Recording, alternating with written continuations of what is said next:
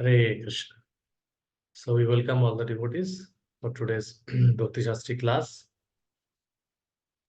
So we'll start the class now. Om Jnanatimirandhasya Jnananjana Shalakaya Chakshurunmilitam Jena Tasmai Sri Gurave Namo Sri Chaitanya Mano Vishtam Sthapitam Yena Bhutale Swayam Rupam Kadamahyam Dadati Shapadantikam Vandeham Sri Guru Sri Jitapatakamulam Sri Gurun Vaishnavamscha Srirupang Sagrajatang Sahagana Raghunathannitam Tang Sajivam Sadaitam Savadhutam Parijana Sahitam Krishna Chaitanya Devam Sri Radha Krishna Padan Sahagana Lalita Sri Vishakhannitam Namo Vishnupadaya Krishna Pristhaya Bhutale Srimate Bhakti Vedanto Swamiti Namine Namaste Saraswati Deve Gauravani Pracharine Nirvishesha Shunyavadi Pasyat Deshutarine Vanchakalpataru Bhascha Kripa Sindhu Vacha Patitanang Pavanebho Vaishnave Namo Namo हे कृष्ण करुणा सिंधु दीनबंधु जगतपथे गोपेश गोपिका कांत राधा कांत नमस्तुते तप्त कांचन गौरांगी राधे वृंदावनेश्वरी वृषभानुसुते देवी प्रणमामि हरिप्रिये नीलाचल निवासाय नित्याय परमात्मने बलभद्र सुभद्राभ्यां जगन्नाथाय ते नमः जय श्री कृष्ण चैतन्य प्रभु Nityanand Sri Advaita Gadadhara Srivasadi Gaura Bhaktorinda Hare Krishna Krishna Krishna Hare Hare Hare Rama Rama Rama Hare Hare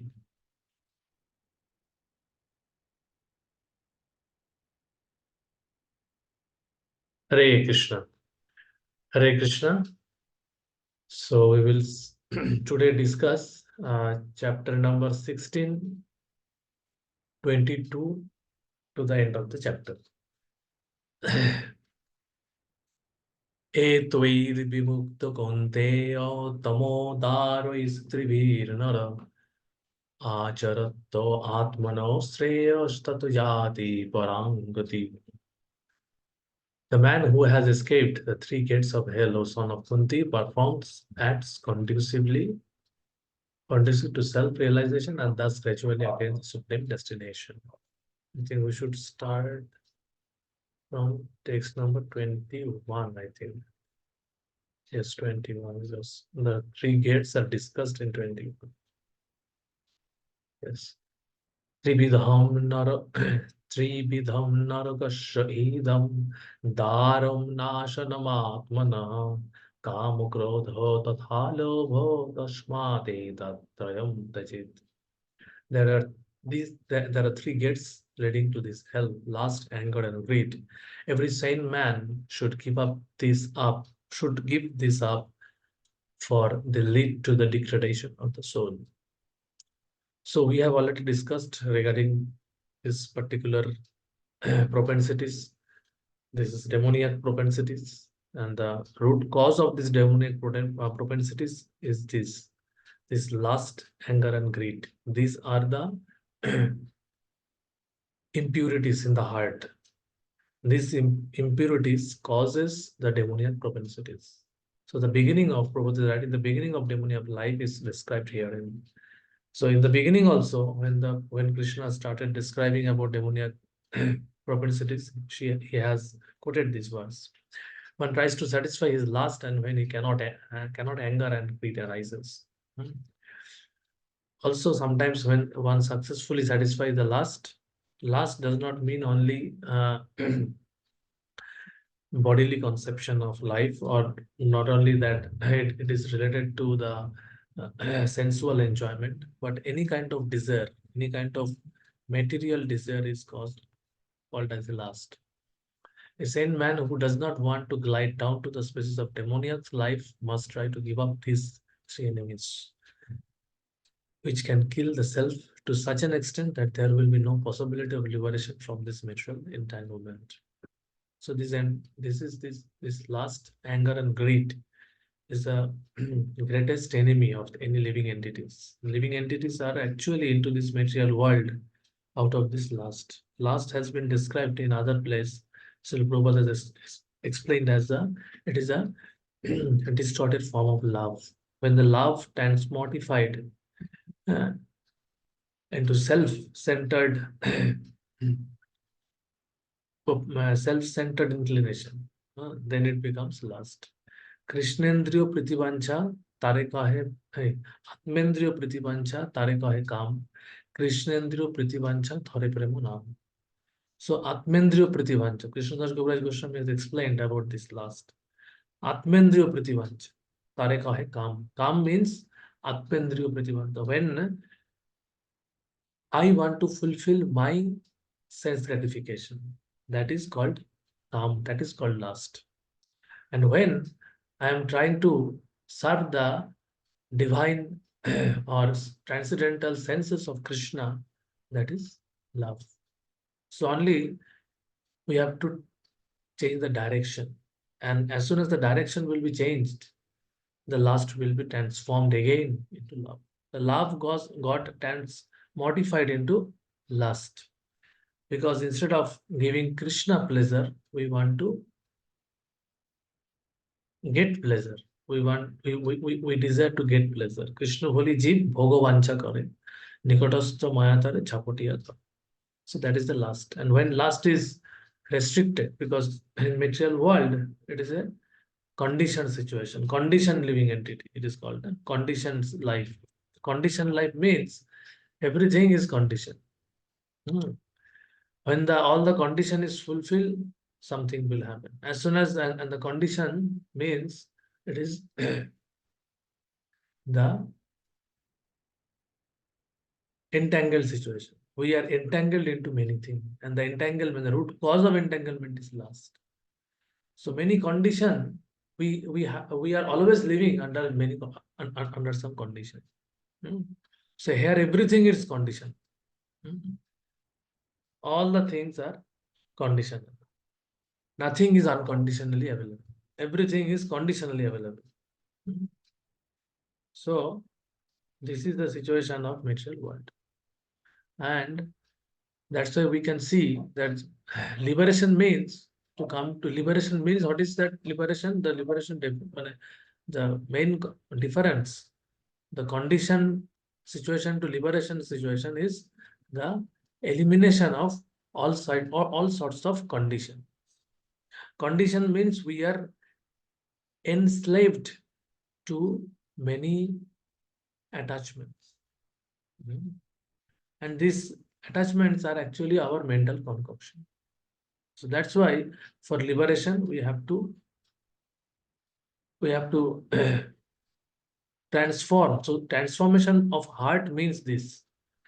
When our lust again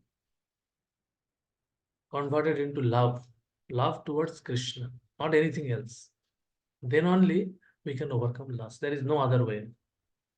Sometimes question may arise that why Krishna has given lust so intensity. Mhm. The answer is very simple. Sometimes we say that why Krishna has given the lust, this kind of lusty desire so much deep rooted. The conditioning out of this lusty desire are very deep rooted. Hmm. After understanding all the things, all the tattvas, theoretically, realizations is not coming because the thick layer of lust is there. Hmm. Actually, we are just like magnets. We are just like iron, pure iron, have the ferromagnetic property to get attracted to any kind of magnet.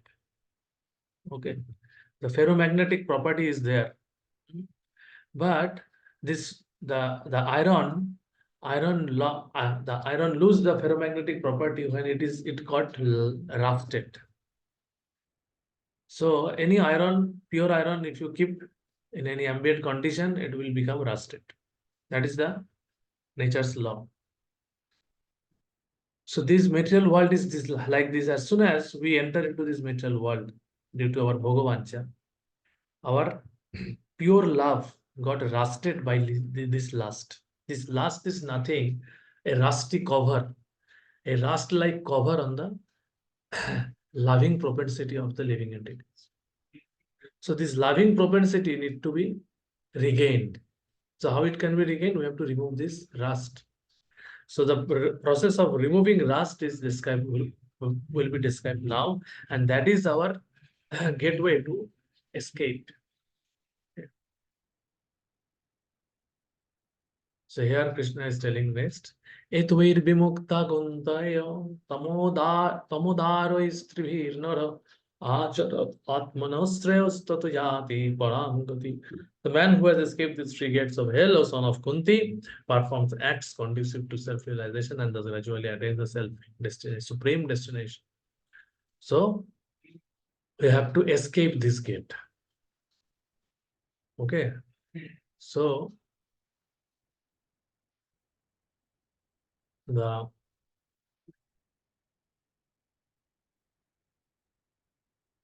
what is the process of escaping the route, escaping these gates? We have to, is it possible to entirely giving up the entire method of Vedic literature, what is has been given, the Vedic culture? Actually, that is the importance of culture. From the beginning of this chapter, I was emphasizing and talking about culture because this culture is such that, see, just see the culture of Kumbh Mela. Okay.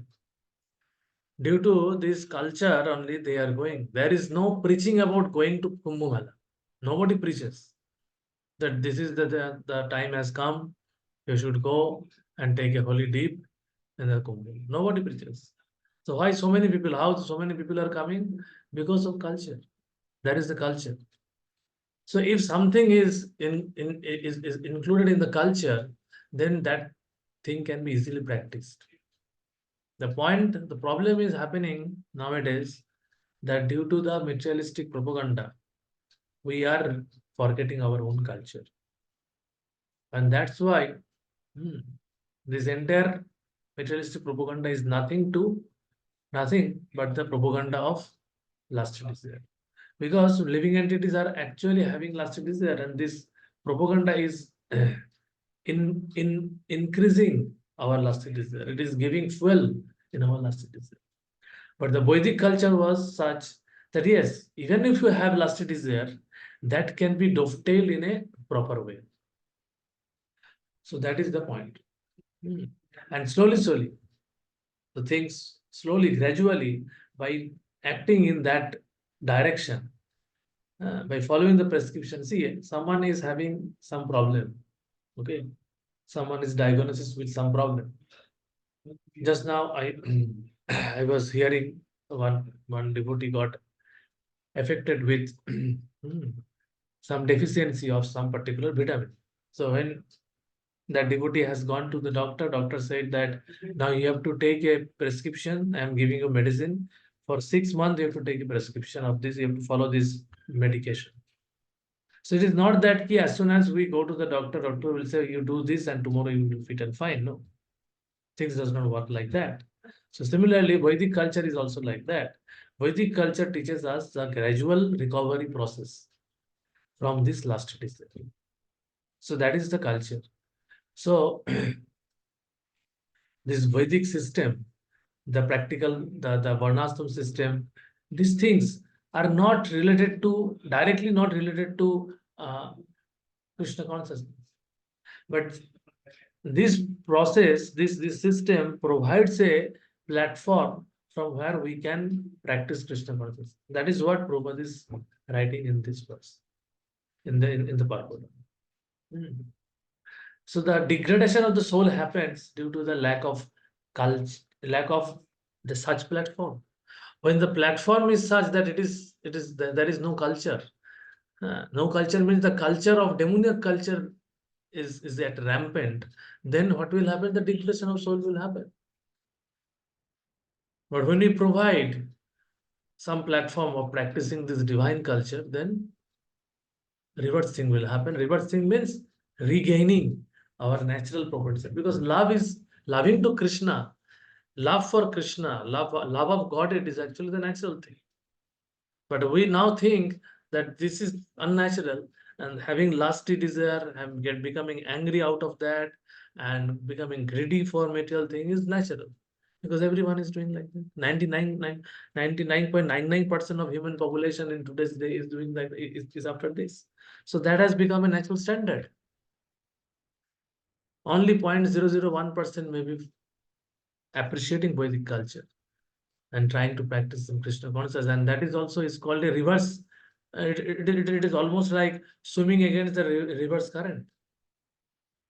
Okay, so that is why this Varnashram system is very important for reviving the spiritual culture.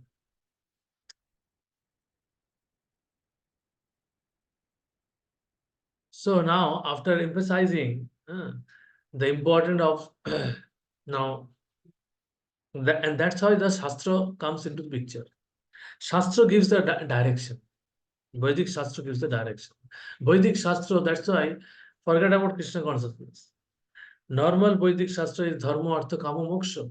It will gradually fulfill a conditioned life's material desire and take him or her to moksha, to the liberation.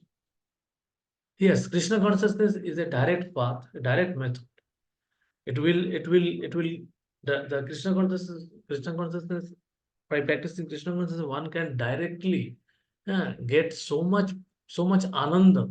It can take the living entity directly to the ananda platform, and by that he or she can develop the higher taste, parang drishta nivartate, and by that he can easily get away. He can easily get rid of this uh, anartha by the association and those things. But those who are not following that path, they have to follow the Shastra. But in spirit, in Kali Yuga, the Shastra only, the injunction of Shastra is directly taken to the Krishna consciousness, because all other methodology given in Vedic system, which were actually practiced in earlier ages, is not practically possible in this age. So that's why here Prabhupada will keep the direction towards that Jugadharma, Harinam Sankirtan, it will come later. So that is how Prabhupada is taking us towards the highest perfection uh, within the short span of Kali Yuga lifespan.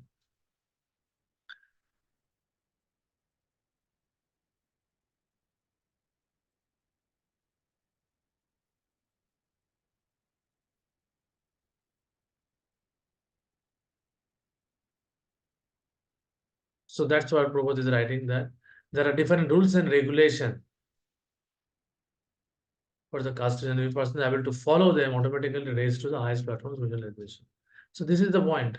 The rules and regulation, Vedic rules and regulation, that means Shastra. But people are hardly interested to that.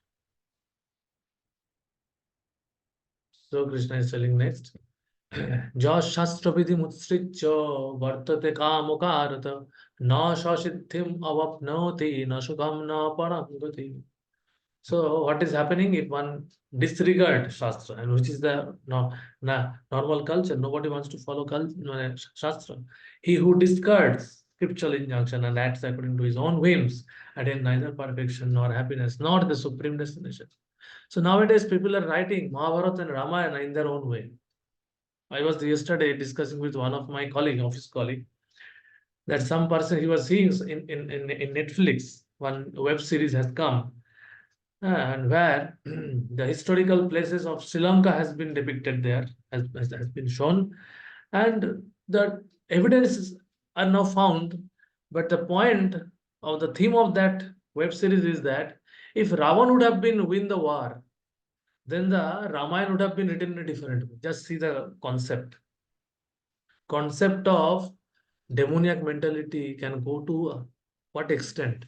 Okay, if Ravan would have been written, would have been won the war, then what would have happened? So that based on that, the web series are created. Whatever I have understood, I don't know exactly what it is, that from the discussion they were discussing, I was overhearing. So I was thinking at to what I, because see, Ramayana is a very popular epic, is a very popular in Indian culture. It's very popular. Okay. So they are encashing that popularity and and and giving some demoniac conception. Just see, this is the package now they are making. They are taking the popularity of Bhagavad Gita and putting all sorts of nonsensical stuff from which nobody can get any spiritual benefit. And that's but they what benefit they will get? They will get the popularity because Bhagavad Gita is popular, Ramayana is popular.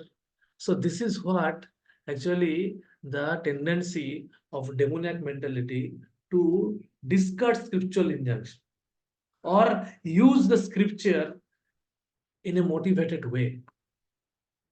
So that is very dangerous situation is going on in Kali Yuga. So Krishna is pointing toward that. This is actually by doing this, they will never become happy. We are all trying to do all these things happiness. Okay. It is not that by making wonderful web series, so-called wonderful web series and making wonderful YouTube videos becoming popular, we are thinking those YouTubers are becoming very happy. No, Krishna is telling if we are not, if we are doing anything, discarding scriptural injunction, we will never become happy. We think that those people, they showcase their lifestyle as a happy. Why they want to show? If they are really happy, they will remain happy only. They need not to showcase all these things.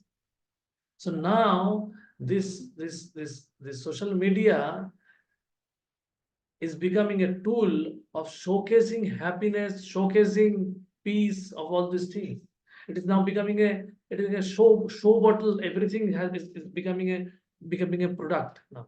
Happiness is product which is sold in this media, and people are after that happiness they are giving that viewership is increasing, and he is getting money. But do you think they are becoming happy? No. Because if they would have been become happy, then Krishna's this statement would have been wrong. So whom we should have faith? Krishna's on Krishna's statement or on their showcasing of happiness? From their inside, they are not happy. Even though they attain financial freedom, they are showing that by attaining freedom, financial freedom, I am becoming happy.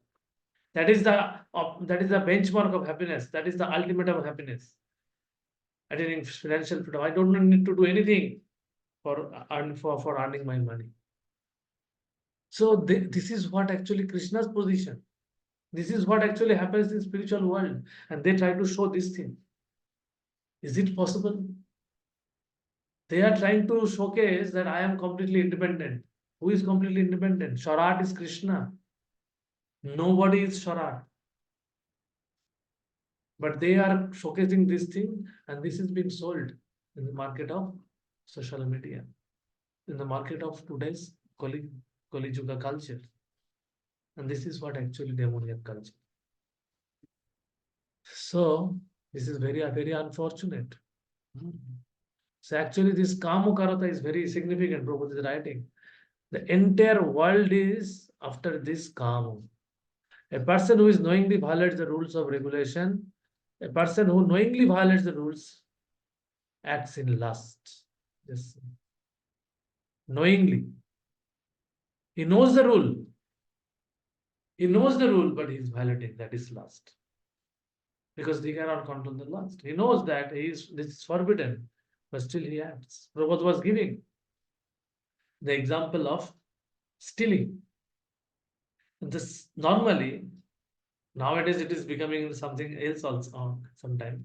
Normally, in earlier days, thief used to come in the dead of the night. Why? Because he knows that stealing is actually a criminal activity. It is not an appreciating activity. Nobody will appreciate him that, okay, you are a thief, at least in so standard society. But nowadays things are becoming different. Okay. But ultimately, just for an example, in today's scenario, cyber crime. Cyber crime is a nefarious activity. It is a forbidden activity. And that's why they are doing yeah, in a very unscrupulous way and in a secretly.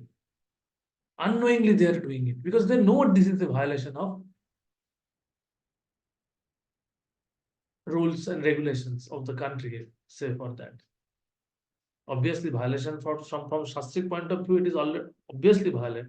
When it's a violation, even from the state rule, it is a violation. So that's why they are doing in such a way that nobody can get their trace. They are trying to hide their identities because they know that is forbidden. So why they are doing out of lust? That is what Prabhupada is making. That kamukarata. He knows that it is forbidden, but still he acts. This is called acting whimsically. He knows that this should not be done. This should be done, but still he does not do it. Therefore, he is called whimsical. Such persons are destined to be condemned by the Supreme. Such person cannot have the perfection which is made for the human life. The human life is specially made for purifying one's existence, and one who does not follow the rules and regulation cannot purify himself, nor can he attain real stage of happiness. So, without purification, there is no satisfaction. And when there is no satisfaction, one cannot become happy. The happiness that we actually relate to happiness is nothing but some sensual pleasure. It's just for some temporary sensual pleasure, we term it as a happiness. But happiness is not like that. Sukham is very deep thing. Sukham, Shanti, Sukh is for our, even for our bodily comfort. Satisfaction is that satisfaction is not there. Suppose I am eating, I have the money to buy anything I want. But that does not mean that by buying those food stuff, I will be happy. Because the happiness from buying those food stuff will come when I will digest. But for digestion, to whom I'm dependent, we have discussed in chapter 15. Because the digestion, there is a fire called Vaishyanar, who is the manifestation of Krishna's energy. So for digestion, I am depending on Krishna. And without digestion, I will never get satisfaction from that food stuff. And if I don't get satisfaction, I will never be happy, even though I have money to buy the food stuff. So this is the one example. If we actually analyze, uh, we will find that ultimately, in anything, in any way, we are always dependent on Krishna. And until and unless Krishna is satisfied, we will never be satisfied. So that's why the people, those who are putting into their mouth the food stuff which is not offered, that is called what? Anybody remembers what is that food stuff called? Sin. Sin. Perfect. Papam. They are eating papam. So by eating papam, discarding scriptural injunction, can they be happy? This is nothing related to Krishna consciousness directly. Because that offering which has been discussed in chapter 3, it is an offering as a duty. Just as we are paying tax to the government to remain, to be called us as a uh, citizen, bona fide citizen, a right citizen, what it was called, that a good citizen. Similarly, just to become a human being, the offering should be done. Okay. Jagko Shishta Shana Santo, that sloka is related to general offering. But later in 9th chapter, Krishna is telling about loving offering. That is bhakti. That is actually karma yoga. So karma yoga is the basic thing, but that basic thing people have forgotten. Following scripture means that following that basic standard that I have got it, whatever I have earned by the mercy of Krishna. So I should give some amount to as a donation. Yes, if I am able to give as a loving service to that, as a loving service, donation as a loving service, that become both. But is as a dutifully I am doing, I am at a Karma Yogi platform. I am doing my duty. But that is also they are not ever known. Okay. So how they will be happy? How they will be get the satisfaction? The satisfaction comes when Krishna becomes satisfied. What is that verse? Atmatushta Javattushta. Yashmin tushta jagat tushta. When Krishna is satisfied, then the entire world is satisfied. But who cares for that? We are always caring how I can be satisfied, how my family members can be satisfied. So they are not appreciating the scripture. Scripture is there in front of us. Bhagavad Gita, just one scripture, only 700 sloka. And out of that, if the some 50 slokas summarize the entire teachings, they can follow. There is Chatusloki Bhagavad Gita, three Sloki Bhagavad Gita. Okay. The essential teachings of Bhagavad Gita has been summarized in the introduction only, Prabhupada. Some pages, by reading those pages, one can perfect their life, but nobody is ready to accept. Text 24.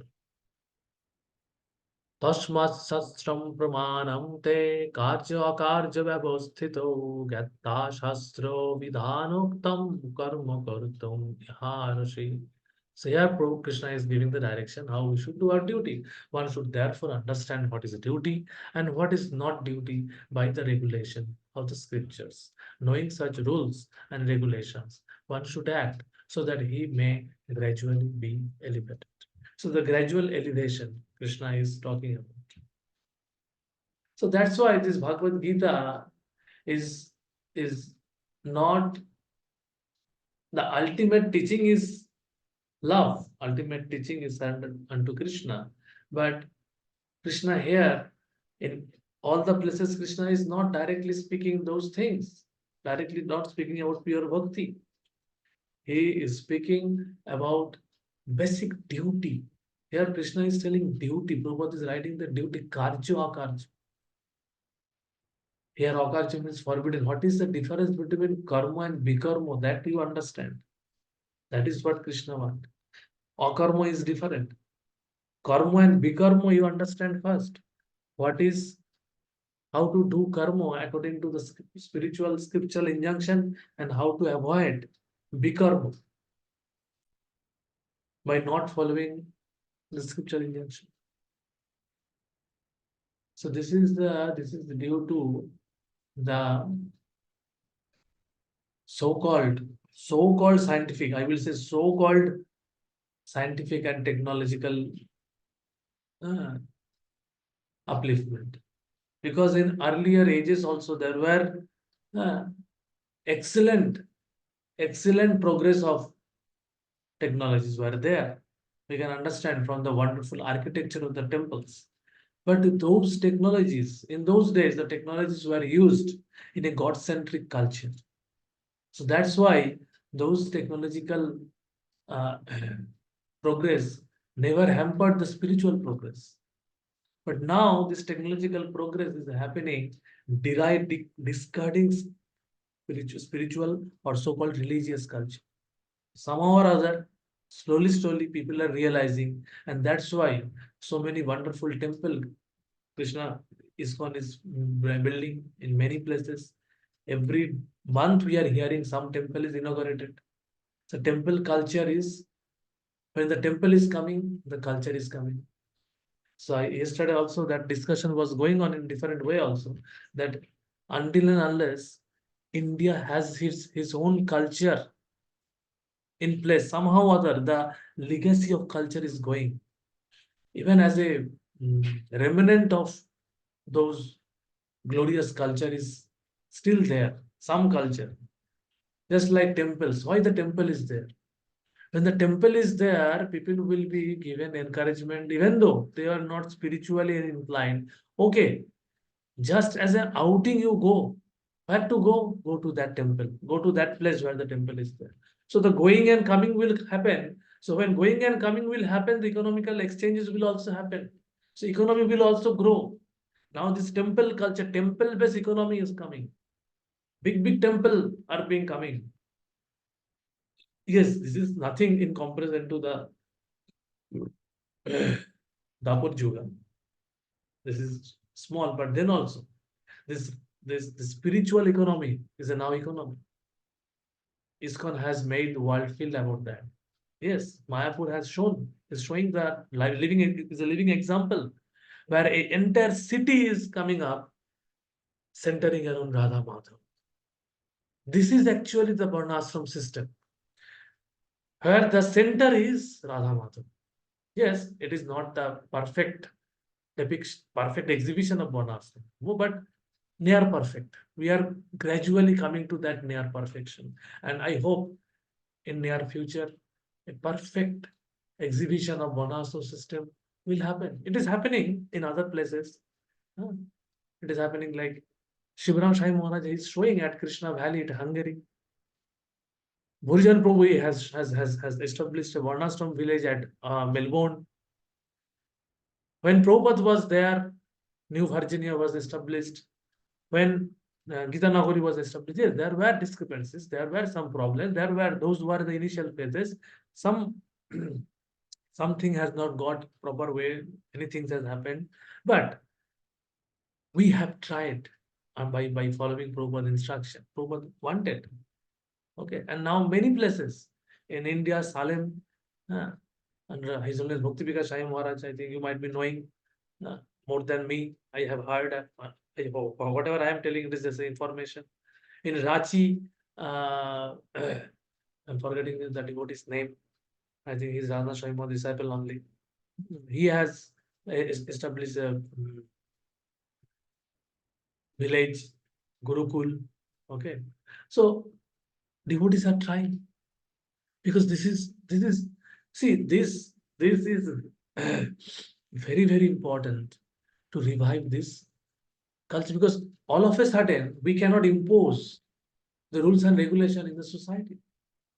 Okay, because that's why when we are going to preach also, we don't say that from tomorrow, okay, you have come today in ISKCON, today is your first day, tomorrow you stop eating meat, you stop eating garlic and onion, you stop eating what is that, taking any intoxication, you stop illicit sex. It is not possible.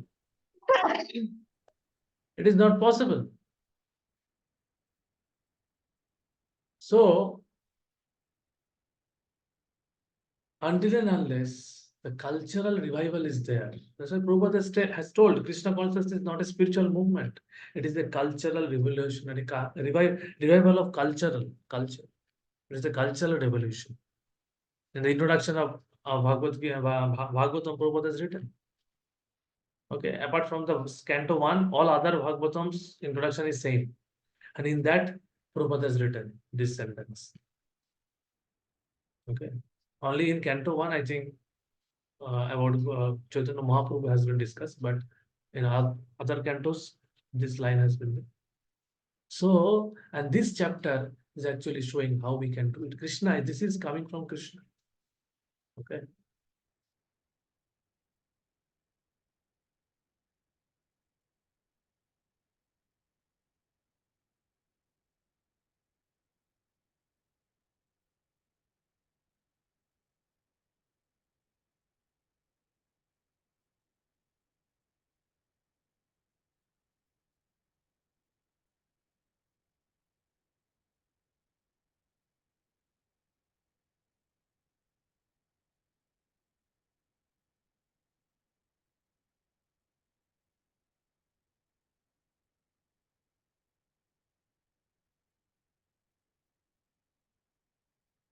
So this verse actually is the last verse. We are at the end of our chapter 16. So what are the things here Krishna Prabhupada is describing?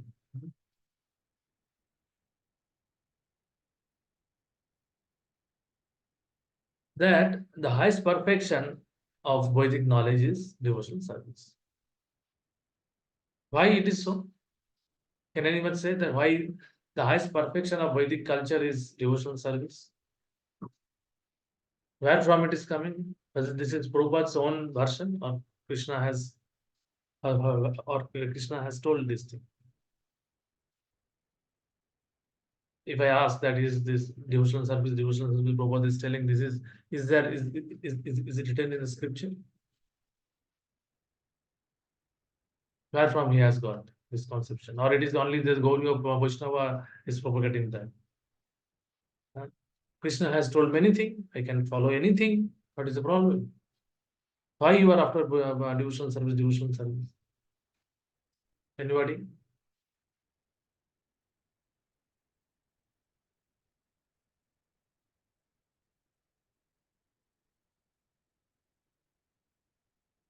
In chapter 15, verse number 15, Krishna has told, what is Krishna has told? Krishna has told the essence of Vedic knowledge is to know me. Vedista Sharvair Ahameva Vitta. Krishna has told. So that's why this is the point. How we can know? Can we know a person without serving that person? Without establishing relationship with that person? We cannot know. Without having even superficial relationship, we cannot know that person completely.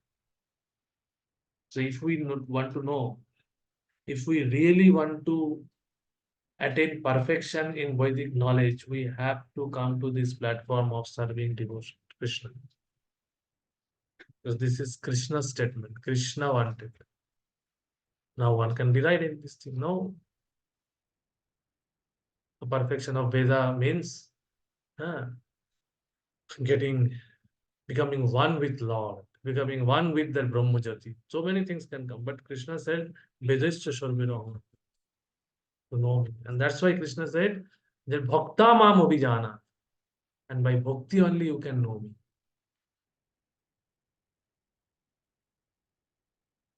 This will come in the further later chapter. So this is what the thing. And that's why Chaitanya Mahaprabhu has given the method, the simplest method. I was reading today from Namamrita today. Namamrita, that is the book on nectar and holy name, where the compilation of Prabhupada's all statement, all statement on chanting has been is there. I think you might be knowing. All of you have must have seen that book. So in that book today, I was reading one sentence that just by using our tongue in chanting Krishna's holy name, glorifying Krishna, and honoring Krishna Prasad, all our senses can be controlled. And if, when Prabhupada is writing that if we are not able to control our senses, that means we are not perfectly using our tongue in these two functions. Our liberation, our Krishna consciousness start from this. So the gateway of escape is this, because no other senses can be controlled without controlling this tongue. This is a quite peculiar, quite unusual conception. Prabhupada himself has told, how can this from this, it can start from tongue, but yes, this is what Rupa Goswami has given. Ato Krishna, Ato Sri Krishna Namadi Navavet Krachamindriyoyi Shavana Mukhe hi jihado Swayameva Spurada. So we cannot realize Krishna's name by doing any other by any other way. So then you can say that what is the point in doing other service? We can only sit and chant. No, because our chanting is not perfect. Neither by our senses we can perfectly realize Krishna. Then what to do? We have to do both. Starting with chanting. And we have to do all other service adding this chanting. That is the perfection in this Kali Yuga, because otherwise we will not able to do it. I have practical example of that. One person has come in one temple and he was coming and he was showing he or she, I don't follow, I forgot, I don't know that. He or she, whoever maybe. So one person was coming and he was very enthusiastic about Bhagavatam. He was reading Bhagavatam, he was buying Bhagavatam one after one canto, two canto. But the spiritual authority of that temple who was there, they were asking, are you chanting? No, I am not interested in chanting. I just want to read Bhagavatam. Only Bhagavatam. Bhagavatam, I really like that. Okay, they were requesting, but you were not listening to. You were only reading Bhagavatam. He was buying Bhagavatam. Yes, people were saying, he's like Mahabhagavad. He's I'm very appreciating. But that the the senior devotee who was taking care of that, he was the laureate. He was repeatedly telling, requesting, please chant. Yes, you read Bhagavad Gita, but for time, for some round you start to chant. No, I don't want to chant. Chanting is okay, but Bhagavatam. First canto, second canto, third canto, fourth canto, fifth canto, seventh canto, he has taken. But that is the end. After some time, he is no more seen in that temple. Nobody knows where he has gone. Hopefully, he is wherever he or she may be, he might be connected to Krishna. But point what that speaker was telling, who had got this experience, is that if one do any other service neglecting this chanting of the holy name of Krishna, Hare Krishna, Krishna Krishna, Hare Hare, Hare Ram, Ram Ram, Hare Hare, by following the footsteps of Chaitanya Mahaprabhu, we will never ever be successful. So our success depends on this. Our success does not depend on our own way or own concocted way. Even though I maybe do it in a very wonderful way. Success depends on starting our success. Their purpose writes a wonderful word. When we surrender through our tongue, all our spiritual advancement started. And then he stated, try to try to do spiritual advancement by uh, let me show it. I think it is there from Vedabase only. Uh, and I have closed it or not. I will show that it is very important statement. It is from a very small book. It is not written in Bhagavad Gita or Bhagavatam purport. So that's why proper small books are so important. Aha, it is there. It is already open. So now I can show.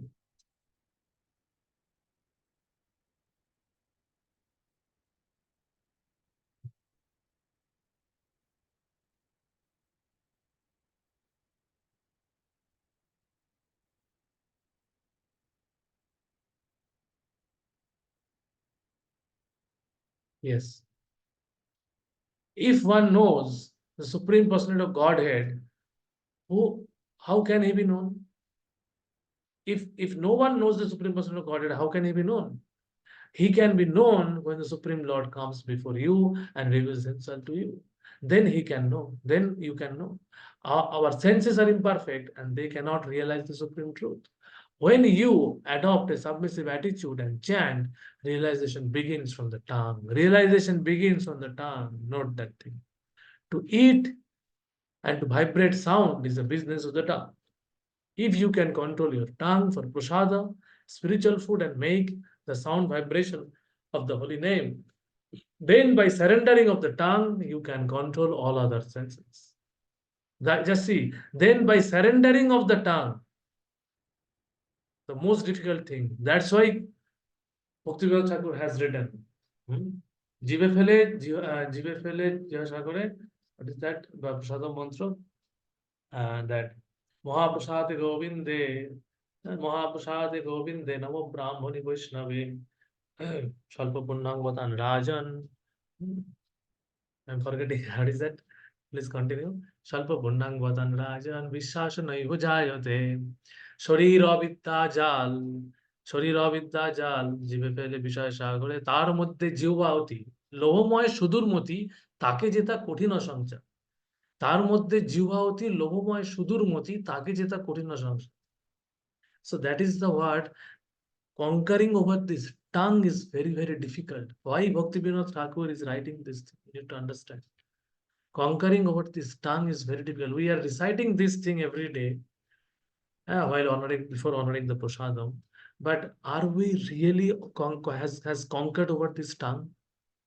We need to ask. Because the Chaitanya Mahaprabhu's process, Rupa Goswami, Srila Rupa Goswami's process given in Bhakti Rasamrita Sindhu is based on this, is starting from this. If we are not able to start this process properly, what is our hope? What is our hope? So this is the starting. Initiation means from tongue, engaging your tongue in Harinam, Harinam initiation. So surrender. Then by surrender of the tongue, you can control all other senses. If you cannot control your tongue, you cannot control your senses. Taste prasada and become spiritually advanced. Just see this sentence. Taste prasada and become spiritually advanced. Very wonderful statement, isn't it? But not is having very deep meaning. But are we really taking prasadam, tasting prasadam? While honoring prasadam, are we really honoring it as a prasadam? So it appears to be a very simple thing. Yes, it is actually simple. If we have the simple heart, it is simple. But are we having that simple heart to appreciate the prasadam as a prasadam? Do we have that simple heart to chant while chant? Mahatma said in the Japa affirmation, chant while chant. Are we able to do that? No. So that is the problem. So that is why, and because we have this anartha of kama, krodha, moha, loha, mata, matsya. So that's why we are not able to taste prasadam and becoming spiritually advanced. So you can have this process at your home, offer vegetation, food to Krishna and chant the Hare Krishna mantra and offer obeisance. Namo Brahmana Devaya, Go Brahmana Hitaya, Jagadhitaya Krishnaya, Govindaya. It's a pranam mantra, offering mantra. Everyone can offer and then take the food with friends and chant before the picture of Krishna and lead a pure life. Just see the result. The whole world will become Vaikuntha where there is no anxiety. Prabhupada has given how we can make, given the simplest formula. Chaitanya Mahaprabhu is following the footprint of Chaitanya Mahaprabhu, footstep of Chaitanya Mahaprabhu. The simplest formula of making this entire world Vaikuntha where there is no anxiety. But are we able to do that? We are not able to do that. So this is just so. So this verse is actually referring to this thing only. Let me share the verse. Share the this thing here only. That is the thing. Here Prabhupada is writing about Chaitanya Mahaprabhu made this process very easy. He asks simply to chant Hare Krishna, Krishna Krishna, Hare Hare, Hare Rama, Hare Rama, Rama Rama, Hare Hare, and to engage in the devotion service of the Lord and eat the remnants of foodstuff offered to the deity. Just see the same purport, same teaching Prabhupada is giving in this purport and in that book in connection to using our tongue. So things will start from the tongue, but that we are not able to do properly. So anybody has any question till now?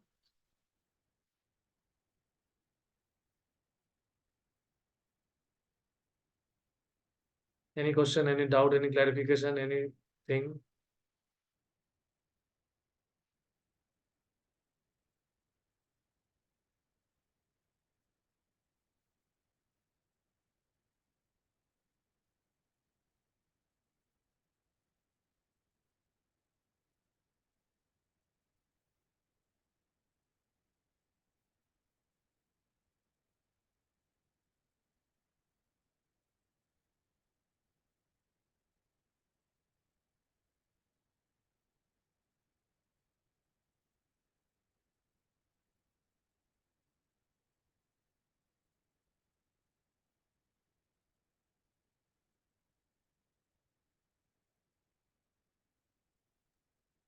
Krishna Prabhuji, Dandat Pranam. Hare Krishna, Dhanvat Pranam, Prabhuji.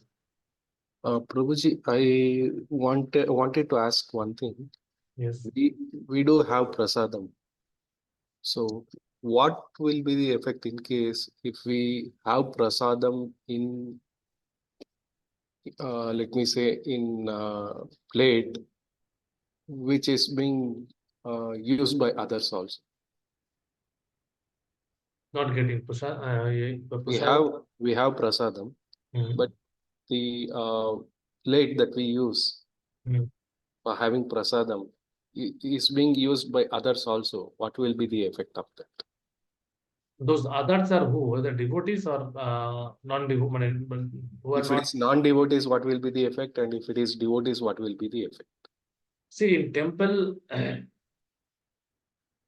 normally the disposal plates are used. Okay. Yeah. But in some cases, if the disposal plates, using the disposal plates is the best. See, in earlier ages, earthen plates were used. Okay. Even I have heard in one lecture, Prabhupada lecture, many in the Shatrujuga, the golden plates were used as a disposal plate. Have you heard that thing ever? Golden plates. And they used to throw those golden plates. Okay. Later in Chaitanya Mahaprabhu's Leela, we have heard earthen plates, which has also been used and thrown out. But now we are Kali Yugaitis. We are Kali Yuga modern people. We use uh, plate by washing it. Yes. Okay. So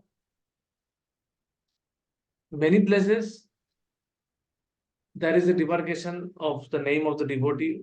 And I have seen in the ashram, in Brahmachari ashram, they keep the name written, write the name of the plate in some way, marker or like that, and one person use only that particular plate. That is also another way using it only. Now, in some cases, it is not possible practical, so you can use by washing it properly if there is no other alternative. If the alternative is available, then better to use that. Yes. But it is not available, then you can. But that with that, the spiritual potency of the prasada does not diminishes Okay. if we have the proper consciousness. Okay, that is what I understand. Because my question is because I'm here in temple, but the plate what we use, sometimes even general public who come, they will be using it. So will that affect? That is to be avoided. I have seen in the temple, they keep other utensil, keep a separate set of utensil for general public. Okay. At least whatever I have seen. Okay. And those who are temple residents, they have their demarcated utensil which they use like that. Okay. But my question is, is it going to affect if Yes, it is? obviously, if the person who is honoring that prasadam, Yes. if it is within the devotee circle who are following four regulative principle and following this Krishna conscious culture, Yes. okay, Then there's no harm. there's no problem. That is okay. Okay. If it is not in the devotional, they are devotee circle, it is in the bigger circle, then there is a problem. Because they are outside, they are going to use, they are eating, honoring anything, and they are coming and using that thing. So that is in one That sense, will affect. it That will is affect our it is life. contamination. Yes, that is a contamination. Okay. Subtle that contamination is there. Okay. Hare Krishna. Hare And Krishna. Okay, so let's move on to the chapter 17. Let's see how far we can go today.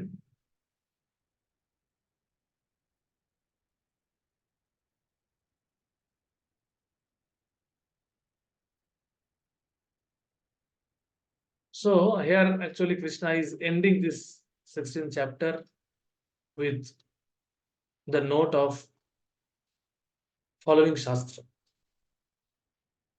Okay, because if we cannot follow Shastra, okay, then there is no hope because Shastra, he's being, so this is the Jnana section. We need to understand that. And Gyan comes from Shastra, the standard knowledge, wisdom, Veda. Veda means to know. Okay. So the standard body of knowledge is called Veda, standard and which is unchangeable. Veda is Apurusha. Veda is uh, beyond time, place, and circumstances. That is how Veda has been written. Okay. Particularly the spiritual teaching of the Veda is beyond time, place, and circumstance. It is similar, in a similar way applicable in higher planetary system, lower planetary system, and middle planetary system. The principle of devotional service is equally applicable any place. Okay. But yes, there are some uh, some specific instruction based on time, place, and circumstance, specific mantra, specific rituals, specific things are there. But the point of emphasis here, Krishna is making that you have to follow Shastra. And according to the Shastra only, in Kali Yuga, Haran Nama, Haran Nami Kevalam, Kalo Nastu, Nastu, Nastu. I think this is coming from Brihad Naradiya Purana. Am I right? Brihad Naradiya Purana is Haran Nama Sloka is there. No?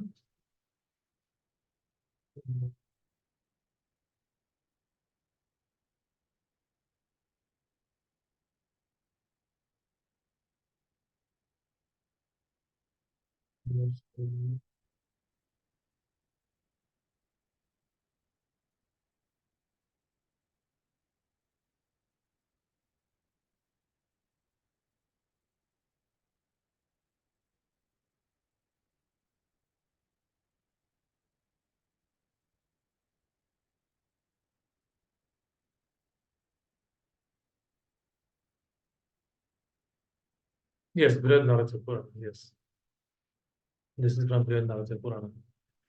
So, according to Brihad Naradiya Purana, I mean, means Shastra. For the Kali Yuga, this Harinam Sankirtan is the uh, standard prescribed methodology for uh, becoming spiritually perfect, for getting self-realization. But people, how many people of this in this world are following that scripture? They are not following.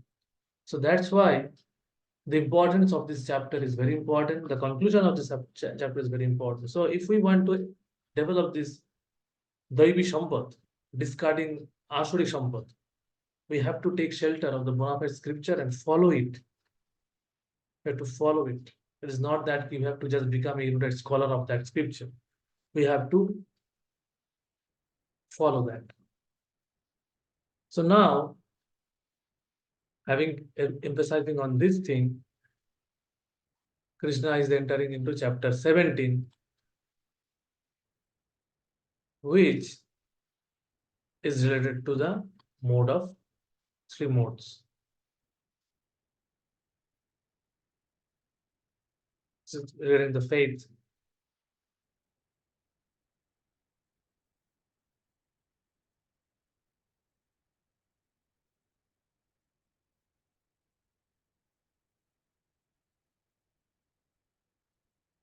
division of faith. Because based on Shraddha, based on Shraddha, we can follow the Shastra.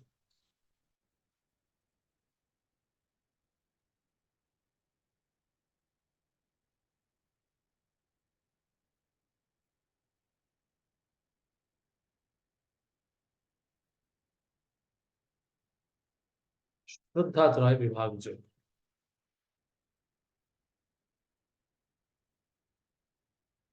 So in chapter 16, Krishna has established that faithful followers of Shastra are divine and the faithless are demoniac.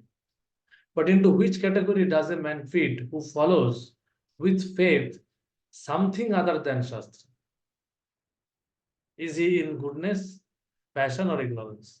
Where is he situated in the banyan tree? So that thing will be described first. This is the question with which the chapter starts.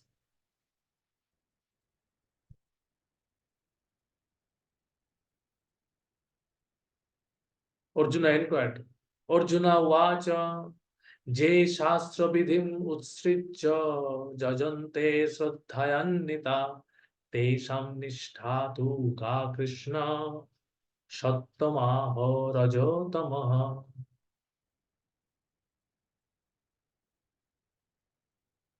Arjuna inquired of Krishna, what is the situation of those who do not follow the principles of scripture but worship according to their own imagination? Are they in goodness, in passion, or in ignorance? So, what is the situation of those who do not follow the principle of scripture but worship according to their own imagination? So, this is the another difficulty. So, you see how much relevant this kind of questions are. In today's scenario, also, we have seen this, we are seeing that people are worshipping what not. in some cases. Without any idea, somehow or other, some propaganda happens. They start worshipping them. I will not name any particular person or particular thing, but in Bengal, there long ago, when in my childhood, one cinema was popularized. Okay, and after the popularization in that cinema, one particular Devi's worship has been emphasized. So after that, cinema become very hit. The worship of that Devi become very hit, becomes very hit. So yes, it is something is better than nothing. So that is the question. Now what will happen? So one of my uncle used to make a joke of it that okay, now from now onwards the in the Hindu god in the Hindu Devi's number has become 33 crore one. 33 crore and one. Another one has come. So like that he will, because he was little uh, having a atheistic kind of mentality towards this. So in my childhood, I used to hear all these things. And I have this question that yes, my uncle point is also correct, but what is these people are doing? Why they are doing? Just as it is shown in the film, it is they are starting to. So we need to understand, and and once the one generation start doing that, it becomes the culture. Somehow it is imposed in some culture, so it will go on, carry on, generation to generation. That's how the culture develops. So the Arjuna's question is like that, what is that? So this will be answered in the entire chapter. Before entering into the slok-wise recitation, slok-wise explanation, let us first understand the breakdown of the chapter, the thematic thematic themes, or what are the main themes will be addressed here. Section 1, that is from 17.1 to 17.7, is the modes determine one's faith and one's worship. In which mode one is there, but that again we are going back to that uh, as in chapter 14, where the modes are described. Hmm, okay, so this mode is very important, on which mode we are. Hmm. Karana Guna chapter 14, I think. It's Karana Guna Sangha chapter 14 or chapter 13. Karana Guna Sangash. Karana Guna Sangash. Purusha Prakriti Sthani Bhungte. This is chapter 13. Purusha Prakriti Sthani Bhungte. Prakriti Jan Gunan. Karana Guna Sangasha Sadhasa Chinjanashu. So this is the mode. The effect of mode is important. Mode determines one's faith and one's worship. Then from chapter 17.8 to 17.10, the foods in the modes. What are the foods in different modes we will describe. In 17.11 to 7.13, sacrifices in the modes. Different sacrifice will happen in different mode. Austerity will happen in different mode from 17.14 to 17.19. 17.20 to 7.22 is the charity in different modes. 7.23 to 7.28, the conclusion, that is Om Tat Sat, will be given. What is the divinity coming towards the uh, transcending the modes will be described by this mantra Om Tat Sat, and it will end. Chapter 18 will end in by this conclusion. So various aspects, how various things is being influenced by the modes is the discussion of this chapter. So this is actually the effect of how the from this we can understand where we are situated. Hmm. We can understand our situation.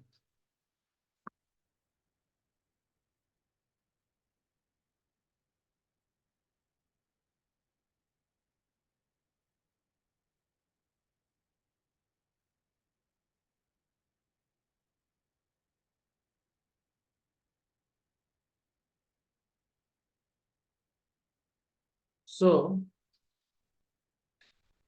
from the first section, the practical application of the section is when one does not base his faith in Shastric injunctions, his faith becomes based upon his mentality, which is a product of his particular condition by the monks. So, what Prabhupada is hinting here, or Krishna is hinting here, that why it is called standard body of knowledge, Shastra or Veda, because it standardizes our activity. Scripture means something standard. See, in the industry also, in modern world also, modern technological world also, there are various standards. Okay, everywhere. The I standard you have heard, Indian standard. There are ISO, international standard of organizations is there. So why these standards are there? Because see, we are buying mobile charger, okay, from any shop, and we are buying mobile from another shop.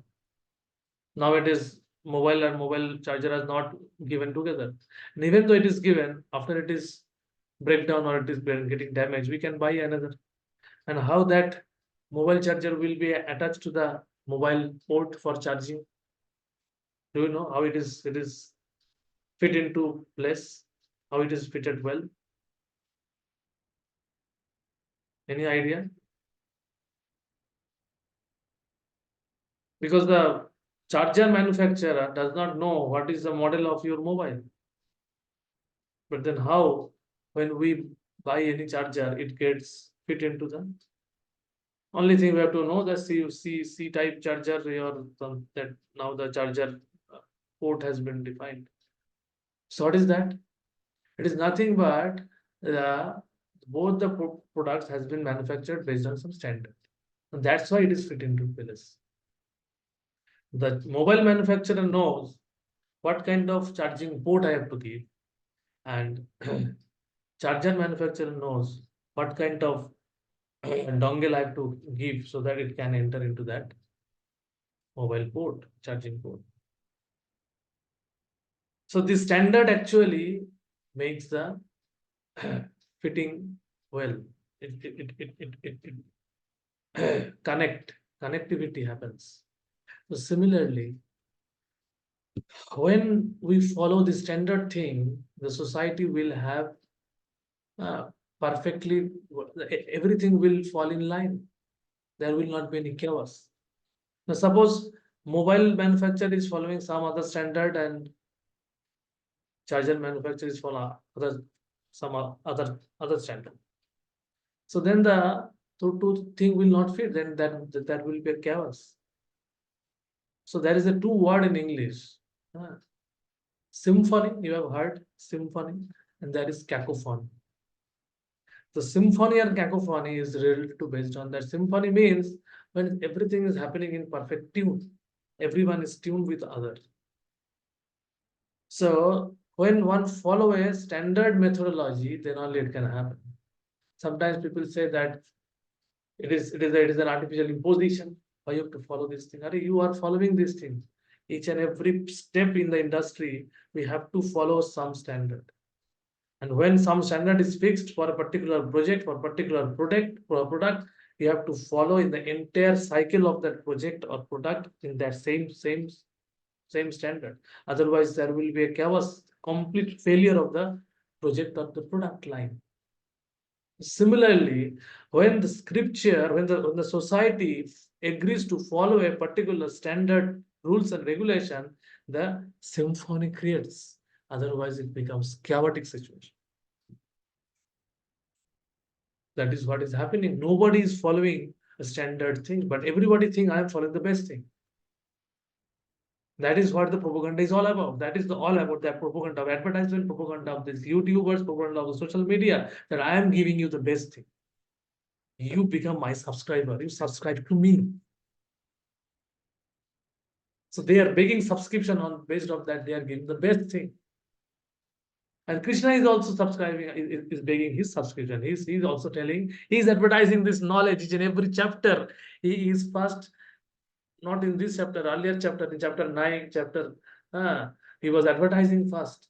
This is the best knowledge, Allah. In the last also, Krishna will give, I am giving you the most confidential knowledge. So Krishna is creating an exclusivity. He's giving this, the product I am giving exclusively from me, you can get nowhere else. Now it is up to us to whom we subscribe. Everyone is selling the point was selling the USP is exclusivity. I am giving something exclusive. From whom they have learned. They have learned from Krishna only, because this tendency is there in Krishna, that I am giving, showing something special. So this is coming from here, from Krishna only. We cannot do anything which is not there in Krishna. So now the point is coming, whom we should follow. So he is the Adi Purusha, he is the Purushottama, he is the best of the mankind. So from him only we will get the best of the knowledge. So he is giving the analysis. He is not imposing anything, he is showing.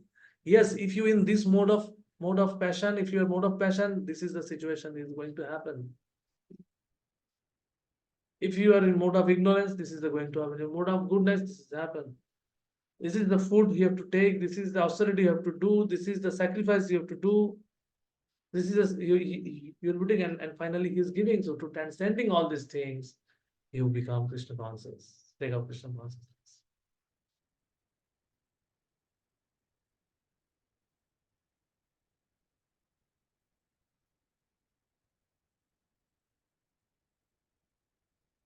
So the main part of this purport is this thing: a person who faithful to a particular type of worship, his faithful particular type of worship, become gradually elevated to the stage of knowledge, attain the highest perfectional stage of peace and prosperity. Okay, this is the faithfully some worshipping a bona fide methodology. But what will demoniac people will do? They will does not follow the principle of scripture.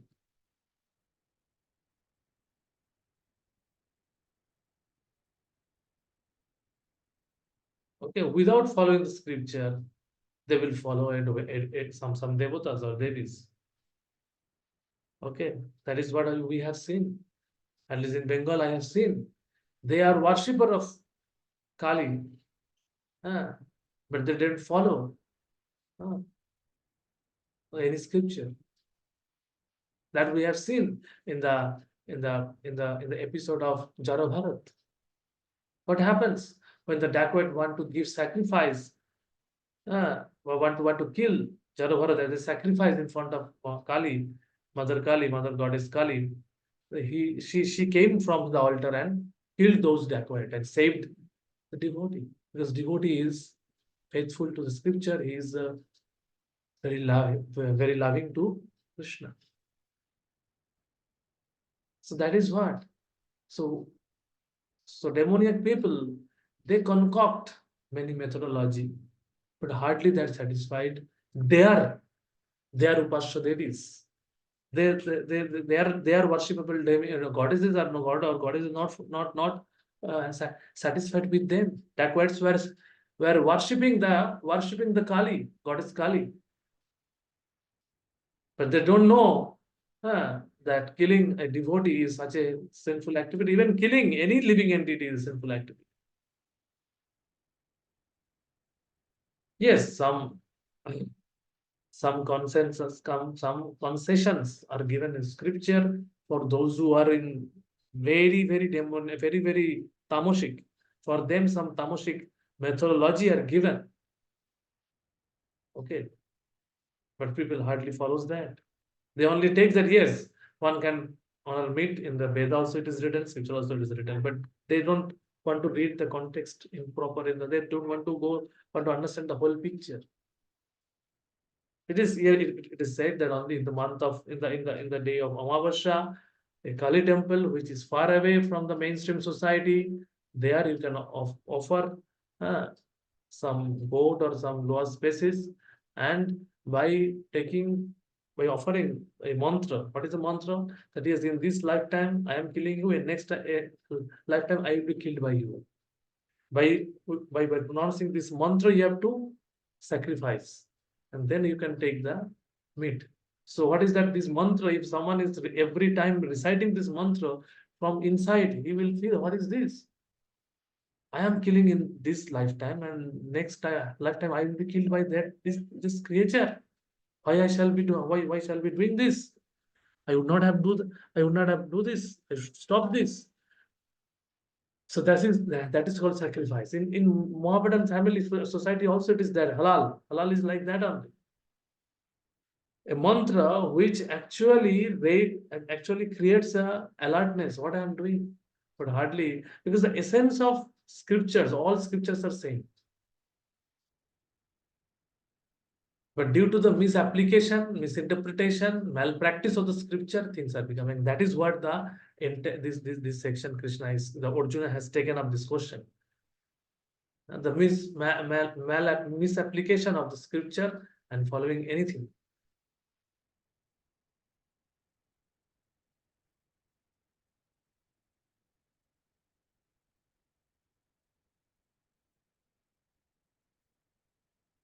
So Arjuna's inquire about the intermediary categories. If one with faith follows some rules not mentioned in scriptural injunction, what is the position? So faith is there.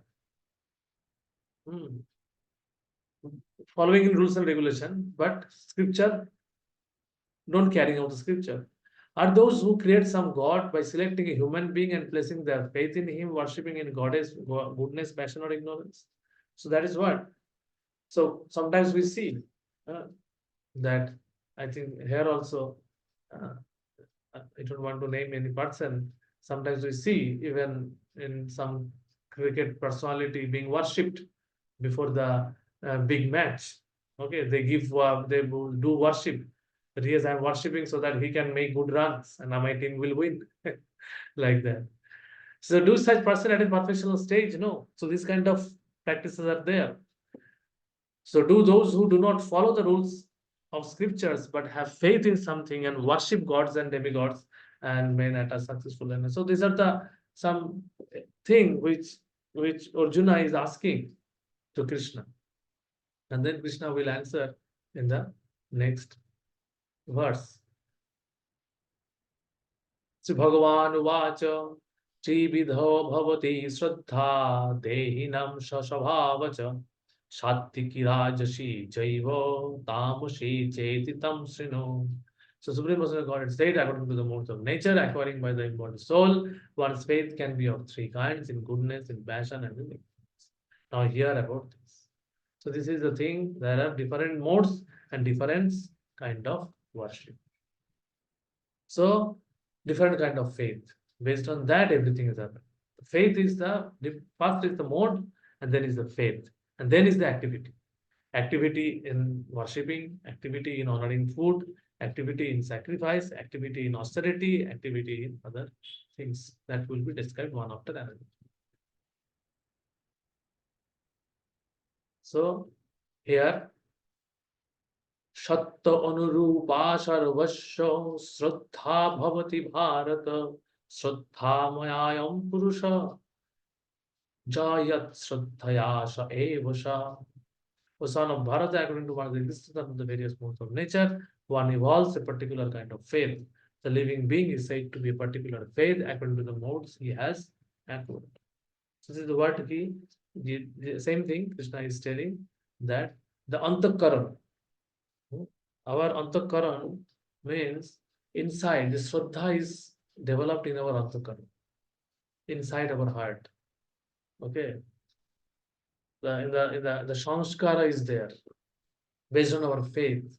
When we do something faithfully for many years, it becomes an impression, it becomes very much embedded in our heart.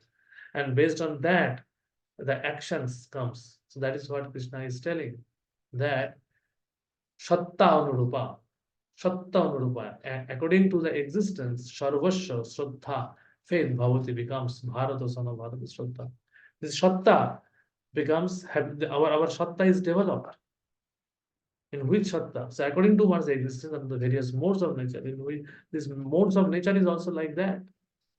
One evolves a particular kind of faith. So here the correlation between particular faith and the modes of nature is being again described. The living being is said to be of a particular faith according to the modes he has acquired, he has developed. So how he has developed? So this is the point, that this development has happened.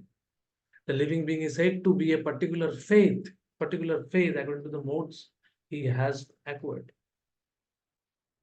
So this is the guna sanga. When we associate with particular kind of guna, we develop particular kind of nature.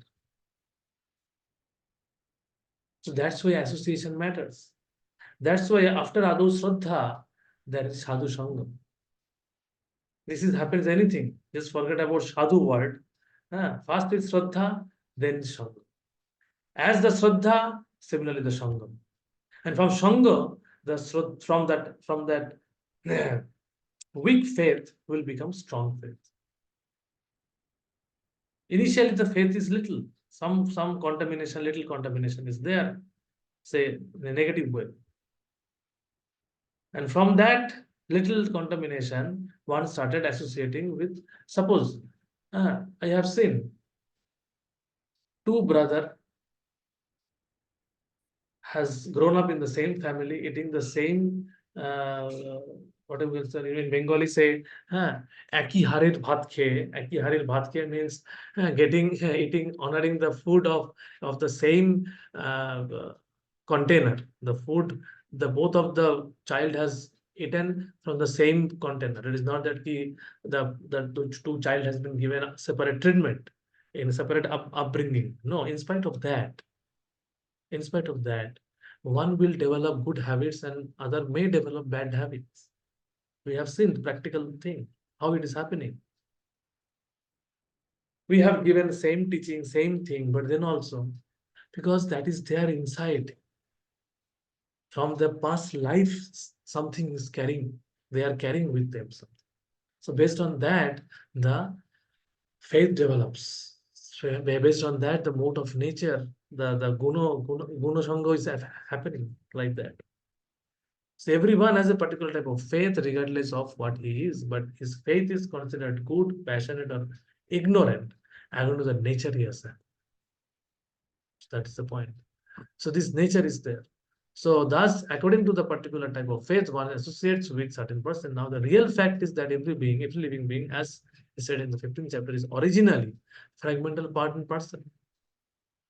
Mamayangsha Jivaloke Jivabhuta Sanatana. He is the eternal fragment. Therefore, one is originally transcendental to all the modes of material nature. So that's why the concept of transcending the mode is coming again and again, because originally we are transcendental to all modes of nature. So the process is described depending on this revival of our original nature. This acquired mode, material mode of nature is not our original nature. So it is acquired. It is not origin. It is actually imposed. But now we think Krishna consciousness is the imposing. Someone is preaching. We have to go and preach. Preach means something which is not there. We have to give. So that's why now ISKCON is also using a word called outreaching. We are not preaching anything. We are outreaching and sharing Krishna consciousness. And actually, we are reviving Krishna consciousness, because we are trying to undo the acquired nature and want to revive the spiritual nature. This is all about our practice of Krishna consciousness and teachings of Krishna consciousness or preaching of Krishna consciousness, whatever. It appears to be that we are giving something new to them, but it is not like that. Chanting Krishna's name is natural.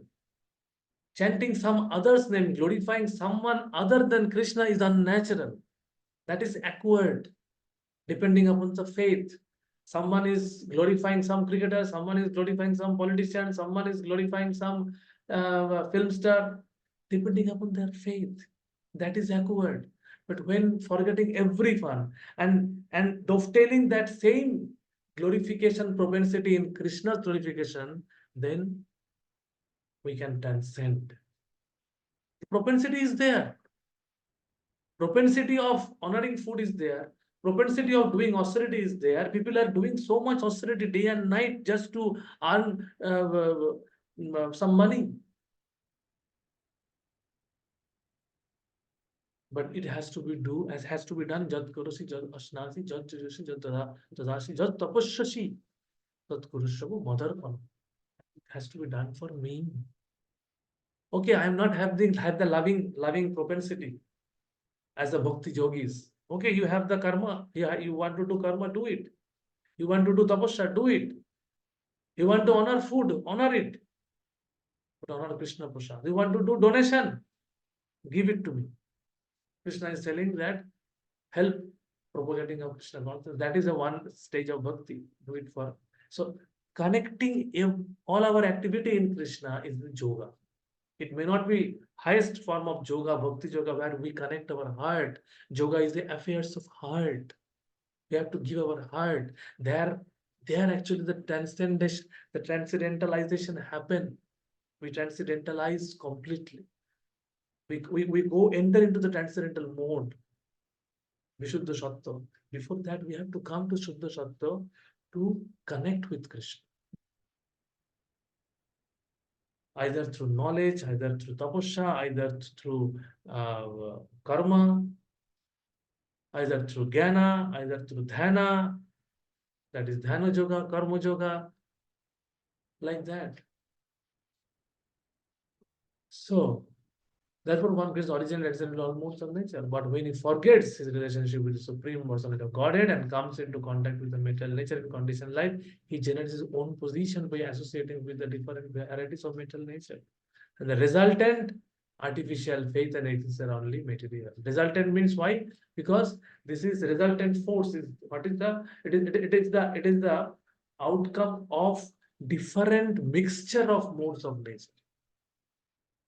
That is one resultant artificial. This is artificial faith. Although one may be conducted by some impression or some conception of life, origin is nirguna or transcendental. So this is the word. This is called Shraddha. The word Shraddha or faith is very significant. Originally, one comes in the mode of goodness. Shraddha is related to mode of goodness, Shraddha. But it can be demoniac also. One's faith may be demigod or some created god or some mental conception. One's faith strong, one's strong faith is supposed to be productive of works of mental goodness, but in mental condition of life, no works are completely purified, they are mixed. So the spiritual Shraddha is what? শ্রদ্ধা শব্দে সুদৃঢ় নিশ্চয় কৃষ্ণ ভক্তি করলে সর্বকর্মকৃত হয়. That is transcendental faith. When we have this Shudra Nischay, that just by doing Krishna, just by working for Krishna, all my obligations are taken care. That is called Dhrida Shraddha. But we hardly have that. But this chapter will help us to come to that stage. This chapter will demarcate, will show us that what is demoniac Shraddha, what can happen out of demonia, what can happen out of Shraddha, depending upon Shraddha from ignorance, Shraddha from goodness, Shraddha in the mode of passion. So that thing will be discussed in this chapter. So Hare Krishna, Prabhu. Hare One doubt, Prabhu. Yes. Prabhu, here in this purport, it is written that it is connected by the heart. Heart, because of the heart, it gets connected. Whatever mode the heart is, that soul get connected to that particular mode. So, Prabhu, sometimes what happens is that, even if we are practicing Krishna consciousness, like, Prabhupada is always saying, either devotional service or no, at that next instant, if you are not doing, no, you will be caught in the Maya. So, what happens as a practicing devotee also, sometimes you feel, okay, no, we'll be hearing lectures, bhajans, or whatever it is, will be there. No, sometimes we also feel, that instant come, like, no, oh, I have been hearing all this. Let me watch something else in the YouTube, or no, let me watch this film or something like that. That promotion that comes now from the heart. Prabhu. Why that? Why that is? Because we are also chanting thing, but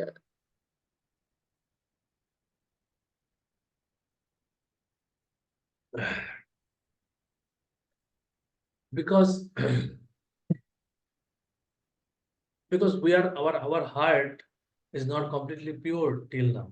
We have some material desire in isolation of Krishna consciousness, in isolation from practicing Krishna consciousness. So that is called, that stage is called, it is a Shakamo stage, Shakamo Bhakta. Who are demigods? Devatas. So now demigod word is little controversial. I don't want to use word demigod. Devata. Okay. Who are these Dev and Devi? Dev is God and goddesses. Small god and goddesses. Small g. They are also a faithful servant of Krishna, empowered servant of Krishna. Akala Ishwara Krishna Bhakisha Bhritta. But what they are doing, what in the Bhagavatam, in many cantos we are seeing. When Krishna has gone, see, when Indra does yoga, Narayan himself appears in front of him. When Indra is in trouble, then Krishna takes incarnation in this material world, isn't it? But that same Indra, when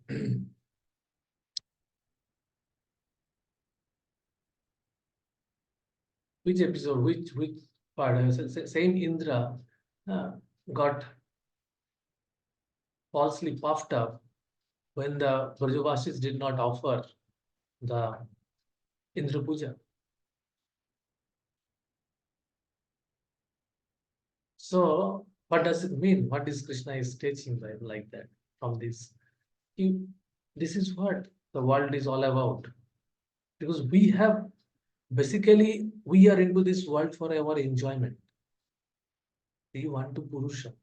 We don't want to remain as a Prakriti. Prakriti is enjoyed. We are having that propensity still. So we might be freeing our propensity. So that's why the tapasya is required. Tapasya means voluntarily taking some pain. Tapodibbam putraka. So that will purify ourselves. Because we have not yet developed that taste, that bhaktir parashanu viraktir annatra. We are not developed, have not developed. Paramdrisha nivartate is not happening in our heart till now. And that's why this, because in our heart, we are still attaching ourselves in some attachments. You have heard that story given by Bhakti Siddhanta Saraswati Thakur, that marriage party story. Have you heard? No, Prabhu. Okay. So this is there. Bhakti Siddhanta Saraswati, these stories are very instructive stories. So there was a invitation in those days in the villages. So there was the invitation from some villagers has got the invitation, and there some village girl got married to another. Some boy is going to marry another village. Okay, and in Bengal, the villages are separated by some rivers. Okay, so the marriage party, after packing everything, all the paraphernalias, everything get ready, and they uh, start for the journey. Because in those days, no other vehicles were there, so they have to go by the boat and then have to walk and then have to take bullock cart and like that. What the culture we have seen uh, in those days, when Krishna was playing his pastimes, like that was the village culture in India. That was the standard. Very peaceful culture was there. So this is what one village they started doing, packing all the things and get ready for doing attending that marriage party. So the marriage is normally in those days the marriage happens in the morning time. Nowadays it has changed. Like actually this has changed during the Muslim time. Muslim invasion to avoid Muslim ruler to pick up the girls, kidnapping the girls. They used to done in the dark night. In the night they used to get married to the children. to their girl. But that was not the original culture. The original culture of the marriage is in the daytime, but nowadays things are different. Anyway, so the marriage will happen in the morning time. So they have started their journey in the night. So night after taking their dinner and everything, they get into the boat and they told the boatman, "You take us to that destination. We have the invitation there. Our boy will marry. Marriage is on morning. So you take us so that we can reach in the morning." And as you know, after dinner, they started sleeping. It's like a as just the train. When the night journey is there, we go get into the train, and after putting our luggage, we start sleeping, and the train will start. And in the morning, we get down. Like for going to Jagannath Puri, what we do, we take a night train, we enter, and we go to sleep, and in the morning we are in the Jagannath Puri. So like that. So they have also their intention that night we will sleep, in the morning time we will be reaching in the our destination. So they slept, and this boatman started the boat, and the whole night everyone has heard that boatman is riding the boat because the water is making the sound, na? Okay. So boatman was perspiring throughout the night and was riding, but it was dark night, very dark night. And slowly the night gone over. Ah, the dawn comes, sun was there, daylight was there. Everybody starts to wake up. And after waking, they thought that okay, we have reached. But after some time, they realized that they have not reached anywhere. They were standing at the same place. What is this? What has happened? Boatman, what is this? You have been prospering so much. You have done so much work, so much endeavor to take us to the to the destination. What is happening? Then boatman was very helpless. Sorry. I have forgotten to remove the anchor. So this is what Bhakti Siddhanta Saraswati Thakur is teaching us. So what is that anchor? This anchor is lust. This anchor is growth. Anchor is our greed for a material enjoyment. So we have not removed it. But yes, we are trying, but we are trying. We are prospering, we are chanting. But along with chanting, we are having attachment to this mobile, attachment to this thing and that thing. So until as anchor is removed, see, we will get the instruction of Guru and Krishna that this is wrong thing, you should not do this. But who will stop doing that? We have to take that call. Then it will happen. It will happen. It is not that it's not happening. Chanting is happening. Cleansing process is there. So we are under the shower. It is not that we are completely cleaned, but shower is going on. Cleansing is happening, but not yet completely. So some here and there things will happen. Prabhupada has given the example of small child just started walking. How he start walking? He will fall number of time, but that does not mean he will work. He will stand up. He will stand up. He will take help. Again, start walking. Again, fall down. Again, how we have learned cycle balancing. It is not that we have not fallen anytime. We have fallen, but somehow fallen. Again, we have picked ourselves, and then we started. Then one day balance come. So similarly, one day the book we will be free. We will be feeling that there is no other. Uh, this is there. What is that? Anartha is there. No other kind of desire is coming. But yes, that will happen only by Krishna's mercy. The two finger we have to always remember. One is our endeavor. When will happen? We cannot demand. Krishna, I have chanted 16 rounds throughout my day, throughout my life, day and night, but still I am having this anartha. That means some process. Yes, if we follow the process, it will happen. Krishna will give the mercy. Krishna is not like that. Krishna knows. Krishna is the examiner, but he knows whom to give what paper. He will not give the paper of Kunti Maharani to us. Kunti Maharani's paper is for Kunti Maharani, our paper is for our. Krishna knows whom to give what paper. Kunti Maharani is his auntie. Kunti Maharani is not any other person. We also have some relationship. It's not that we may not be like so much elevated like Kunti Maharani, We are not so much elevated like Prabhupada. How Prabhupada has been tested. His entire business was burnt off. And Prabhupada was clapping. Just see the fun. Just see the fun. Now Krishna has put me in the right position. I have to take sannyas. I was trying my own way. Prabhupada said in the lecture, I have tried my own way because someone has told by seeing Prabhupada's hand that your hand is showing that you are having the fortune of like Tata and Birla. Prabhupada was saying in one lecture, I am having that fortune. And actually, he had that fortune. He has actually had fortune of more than Tata and Birla. That's why he has established such a big empire. So things will happen. It is not that if things will happen on our level. Krishna is working. Krishna is very personal. So we have to keep faith. Yes, I am doing this. I understood. We should learn the lesson. We may commit some mistake, but we should learn the lesson. That why I am doing this. What gain I have got. Yes, I have the desire to see the mobile, see this movie, see that thing, but what I have gained? Am I gained that satisfaction? How long that satisfaction stays within my heart? From that, we have to analyze, we have to introspect. That will give us the conviction. Oh, this is waste of time. It should come from inside.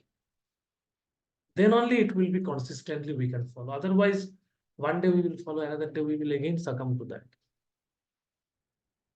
So I think we need to stop here. Just see how where we are. Yes, 17.3. My desire, my intention is to at least complete this section till 17.7. Then we can move further.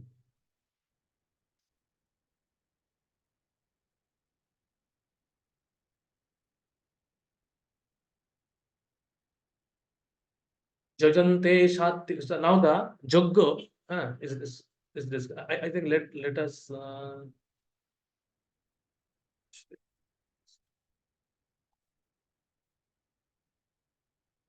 yes, the worship is described, how the worship is happening.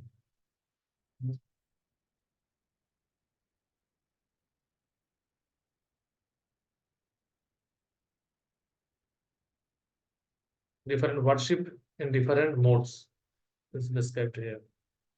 जजन्ते सात्विको देवान् जक्षराक्षसी राजस प्रेतान् भूतगणांश्चन्ने जजन्ते तामसा जना. Men in the mode of goodness worship the demigod, those in the mode of passion worship the demons, and those in the mode of ignorance worship ghost and spirit. So this is there. Worship of spirit and ghost is part of Vedic culture. It is there. It is not Krishna is telling. So Krishna knows what is there in the culture. So we cannot say that it is there, not there. Worship of demons, worship of Rakshasas were there. A man, Prabhupada is giving an example, a man in the Second World War time was worshipping Hitler because he has earned so much money in black market due to the World War II. So he was worshipping Hitler. So this is what the big culture is happening. This is what how happens. So this is but finally, Krishna, we have to understand that Sattam Vishuddham Vasudeva Bhaktitam. The man who is in pure goodness should worship Vasudeva, Narayan. So Nanda Maharaj was worshipping what? Narayan. He was not worshipping Krishna, he was worshipping Narayan. Because he is Vasudeva. He is Vasudeva. So Vasudeva is worshipping the Vasudeva. Okay, but he was not worshipping Krishna. Krishna was his child, was his naughty child. So this is what about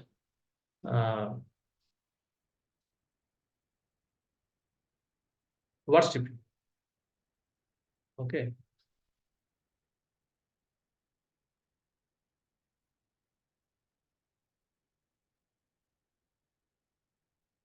So here sometimes discuss the 5 kinds of worship. The Panch Upasana is described by the impersonalists, but they consider the Panch Upasana is like, I think if I remember correctly, the Panch Upasana refers to the worship of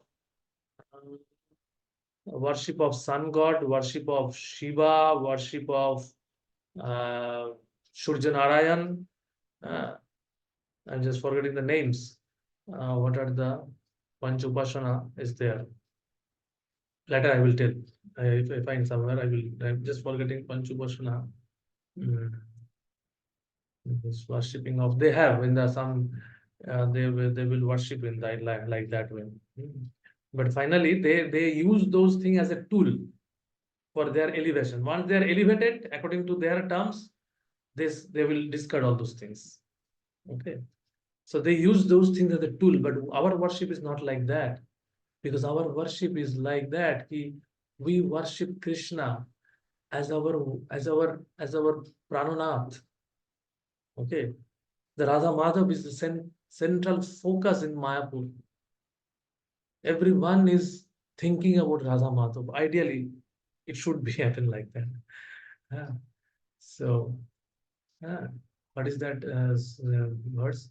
Mm, mm,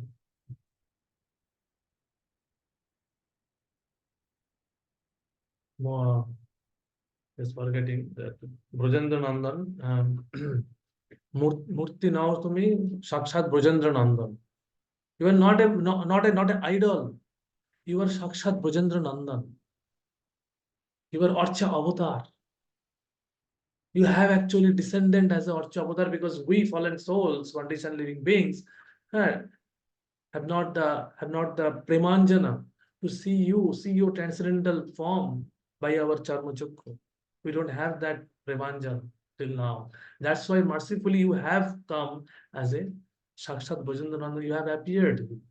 You are transcendental. This worshipping of Krishna's deity, Archan, is a Archan of the Archa avatar. You are same Krishna. Only in this form you have revealed yourself, because for our benefit. Okay, so that is our worship. But impersonalists does not follow that method. They use those method as a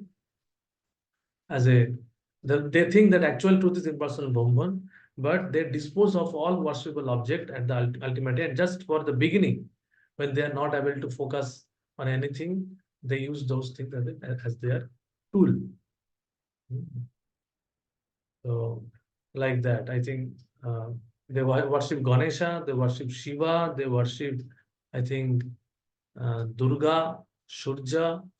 Uh, there is variation Ganapatta, Shiva, Surja is the energy worship.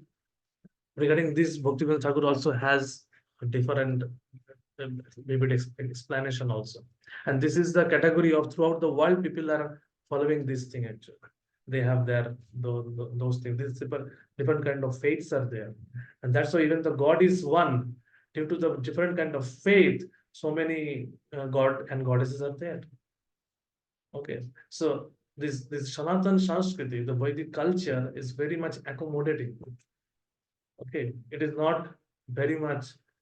So this is not a mm, our Sanatana Sanskriti is not encouraging polytheism, because the God in Sanatana Sanskriti also God is one, but it appears to be 33 crore. The 33 crore are God and goddesses who are helping Krishna in managing the entire universal affair, and also accommodating many kinds of faith of the living entities. This is what is related to this verse. The different kind of faiths are for different kind of people based on there. So those who are in the faith, those who are in the mode of goodness, they are worshipping Brahma, Shiva, Chandra, Indra, like that. Okay, they are worshipping like that. Those who are in the mode of passion, they are worshipping mainly passion worship. In Bhagavatam, Prabhupada has referred passion worship here, the demoniac worship. And another way of passion worship is given like those who are worshipping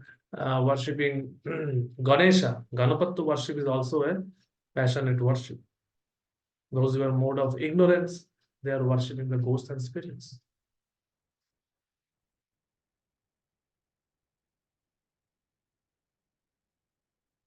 So you can read the purport, and if you have a specific question, you can ask later. I'm just moving on to the next verse.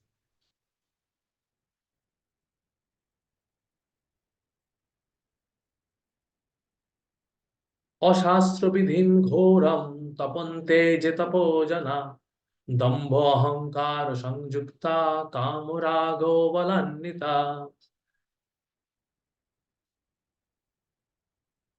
कर्षयन्तो शरीरस्थं भूतग्रामम् अचेतस मां चैवन्त शरीरस्थं तं विद्धि आसुरनिश्चयन्. Those who undergo severe austerities and penances not recommended in the scriptures, performing them out of pride and egoism, who are impelled by lust and attachment, who are foolish and who torture the material elements of the body as well as the supreme super soul dwelling within are to be known as demon.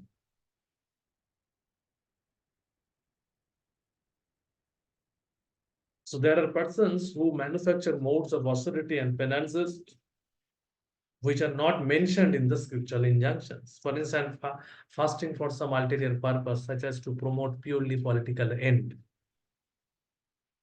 These kind of things will not help. Is not mentioned in the scriptural direction. Anywhere it is not mentioned that for if the some incident happened, I will do that. Some political people has used to do.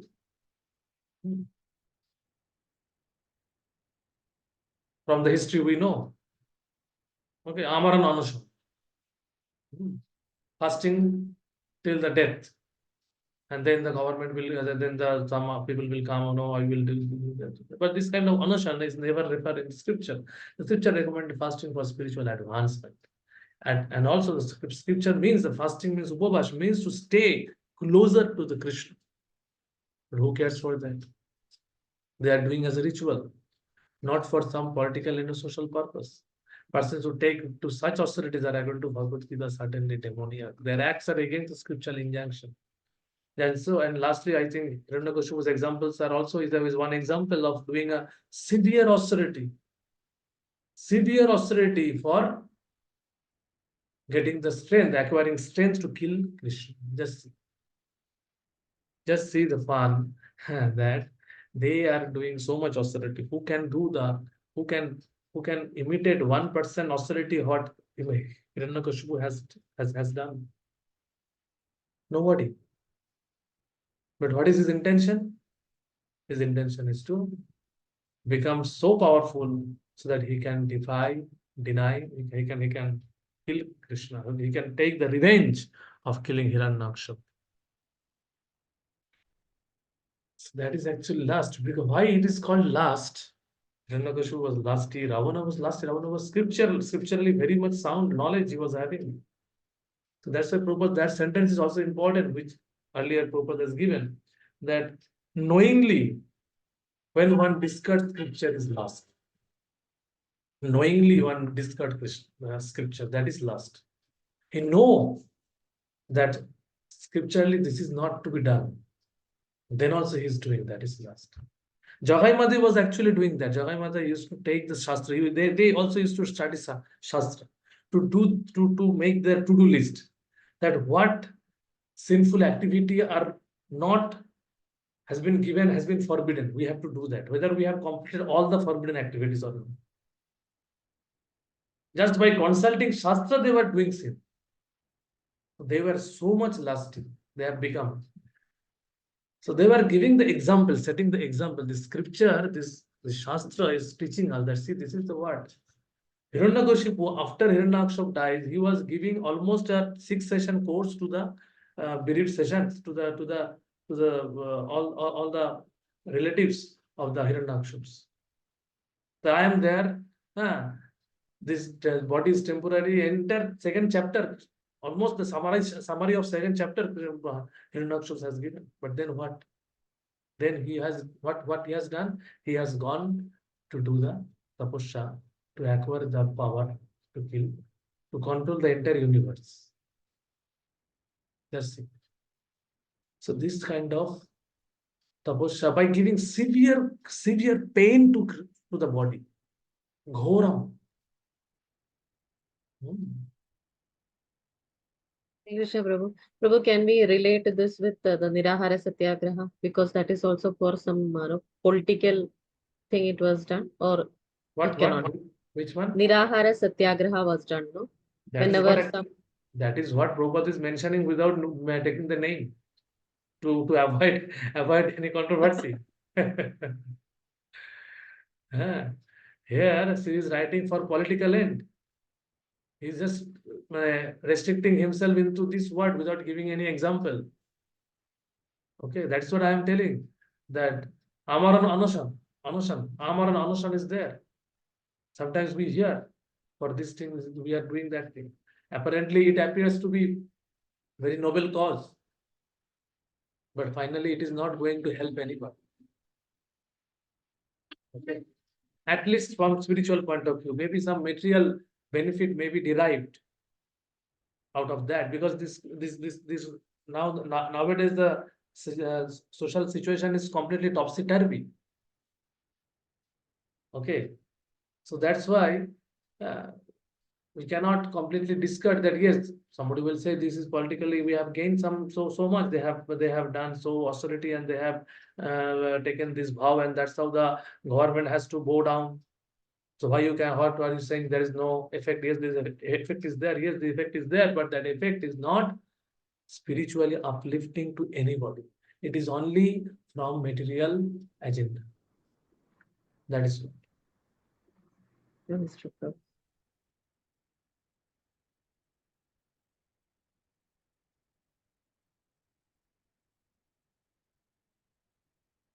आहारस्त ओपि सर्वस्य त्रिविधो भवति प्रिय Jokka taposthatha danam tesham bhedam mimam srinu.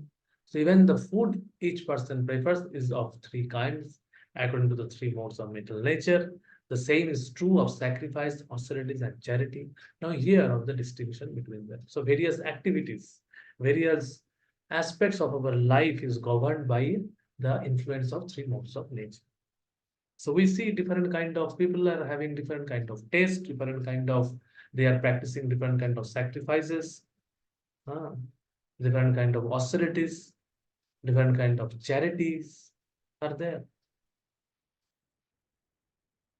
I will end as a class today's class by describing one very what I can say very interesting story that is also from Bhakti Saraswati Thakur.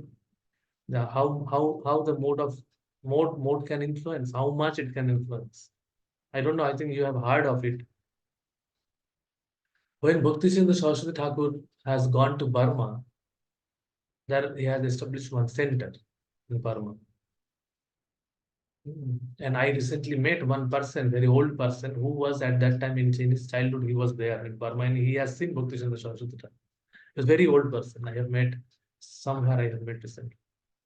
So he was telling about that. So when Bhakti Saraswati Thakur, for Bhakti Saraswati Thakur and his deity, they were cooking, they used to cook puri. Okay, and they used to cook the puri in the pure ghee. Because in those times the villages was there, the pure ghee was available at that. Somehow he has managed pure ghee. And they used to cook. So when the pure ghee cooking is to happen, there was a wonderful smell was there. But due to that smell, the neighboring people used to complain. What is this? This so obnoxious smell. You stop this cooking. We cannot tolerate this cooking. What is this you are cooking? So they used to complain, raise a complaint. What is this? Pure ghee cooking is happening. They cannot tolerate. And now be ready to hear what they used to have, if you can digest. Okay. Do you want to hear it? It is very abominable thing. If you are ready to hear, I can explain. This is part of Bhakti Sindhu Saraswati life. If you are ready, then I can explain. If you are ready, you can raise one hands up in the ear. Yes. Hands up or shows this thumbs up. Something kind of. Ready? Everyone ready now? Don't accuse me that okay, I was not able to eat today night lunch dinner prasadam after hearing this story. Don't accuse me. Okay, I am not. I am giving the disclaimer. Okay. Okay. beheading. So their ritual, let's see, this is the mode. What is the ritual? Their ritual was, whenever any animal will die, and no. animal dies, na, they will put the dead body of that animal into a well kind of pit kind of thing. They will put it. Okay, and they will cover it. Okay. So like that, cat will die, dog will die, cats and dogs and whatever animal will die their natural death or some accident, they will put it, and they will be having a pit. And each and every one of their house, there will be having a pit kind of thing, and where this kind of dumping will happen. Now, what will happen? That it will decompose naturally, it will decompose, and the water will be there. Okay, in the water will be there. So after the decomposition will happen, the entire the water will come up, the dead bodies will be decomposed inside the pit. So they will collect that water and no. will keep that thing in a particular place, particular, in a very or aristocratic container. And when some uh, festival, some marriage festival will happen, just like aristocratic people used to honor wine, and that thing they will be given in the glass, and that is will be taken as a very aristocratic juice, aristocratic welcome juice, and that they will relish. What a wonderful thing! But they cannot tolerate the pure smell, the pure ghee smell. This is the condition that is called napi. That juice is called napi. They will relish the napi very wonderful. Okay, but they cannot. Actually, they are in their society. There is a sacrifice also. That is called. They will they will feed a dog. They will feed a dog, so much that the dog will start vomit, and they will feed a dog with so much food, and then that dog they will uh, revolve the dog, and the dog will uh, do the vomit, and that vomit will be kept also, and that will be no. decomposed, and then that juice also they will take. So this kind of things, they will be having faith in these kinds of rituals. This is there. So this is what this chapter is all about. What kind of shraddha, what kind of mode of ignorance can take us, where it can take us. So this is the extent.